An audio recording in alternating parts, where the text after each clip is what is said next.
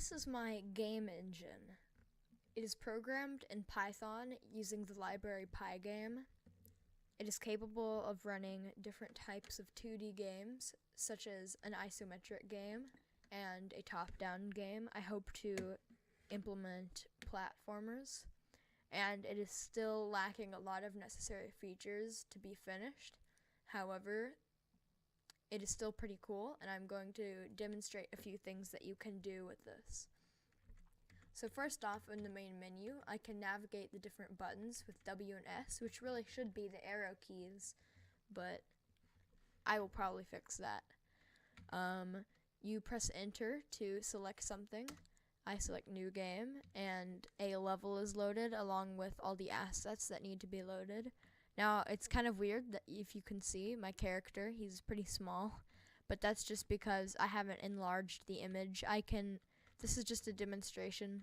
In the final game, of course, he can be any character that you want him to be, and he can be as big or as small as you want him to be. And the levels are the same. The levels can be easily created and changed, and more can be added. There's not really a limit. Unfortunately, these doors do not work. They used to work, but as I tried to recode some things, specifically the system that doors used, I had to get rid of the old code to make way for the new code, and the new code still isn't working yet. But as you can see, I can walk around pretty smoothly. The event handler is really good. I can go in different directions. It's very subtle, but I sort of coast to a stop. I'm not sure if you can tell. There's probably a way that I can make this more obvious to you, but I accelerate and decelerate when I come to a stop and I decide to turn, so it's not completely mechanical. It's kind of natural. I'm trying to walk into these walls, but I cannot walk into them because there is collision detection, and I'm about to show you how all of this works. And also there's a pause menu, and as you can see, it has slightly different options, such as saving and resuming. I'm going to resume. Now, saving, it does work. It actually saves the game to a file, but loading doesn't seem to work, so it's kind of pointless for now. As you can see with options are currently not available. Please exit the program. I need to fix that. Anyhow, here is why this all works. So, this is on GitHub and my blog, by the way. If you want to download this yourself, you can use this. If you have a Windows computer, you just navigate to game and this. Oops. And then frame.exe is what you want to do. So you don't actually need Python or Pygame to run this. You can just run it as an executable on any Windows machine.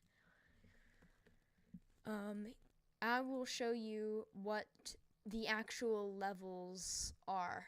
The levels are simply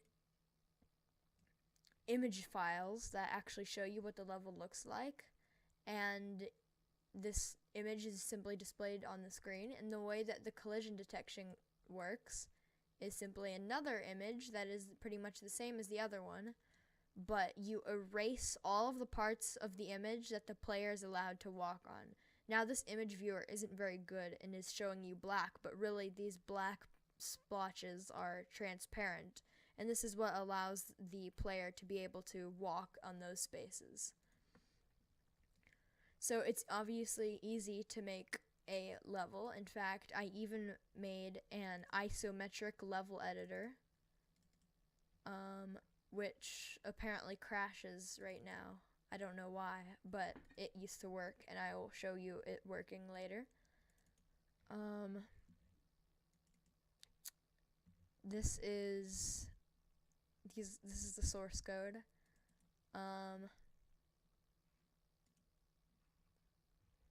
As you can see, it's a lot of code, but it's not a ridiculous amount, and a lot of it is commented out. Like things like jumping. Because I was rewriting the whole way that jumping works, I commented it out, and see, there is jumping in this engine, but it's deprecated right now, and I'm going to add it back in, so there will be a lot more features in the future. And of course, I'm going to be adding to this, adding features, until I think that I'm capable of making a full-on game with it. And then my friends are going to help me make a game. They can make assets and music and story and levels, and I can make the code. Here, I'll see if I can make it more obvious that they're sort of coasting in this.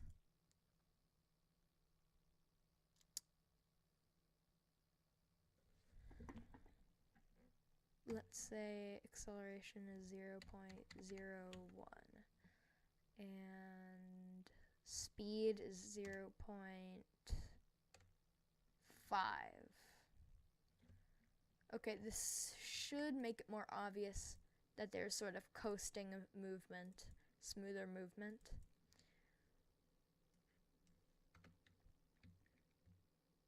Now, okay, it's going too slow. So my character is trying to move right now, but it's building up speed so slowly that it's going to take a really long time. So maybe that's not a good way to show you. Maybe I should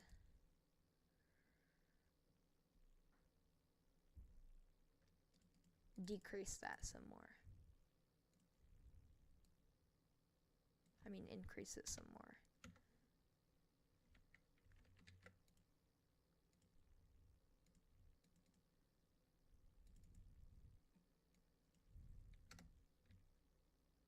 Yeah, that's better.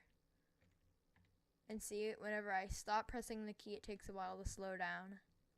And whenever I'm turning, it's pretty smooth. However, you probably wouldn't want to set speed and acceleration to the setting in a real game. It's pretty subtle whenever you're using it normally, but I have increased the levels to just demonstrate this. There's a lot of features that I hope to add, and I hope to make a full game out of this someday. But just keep in mind that this is not finished, and I will definitely add a lot of more things to it.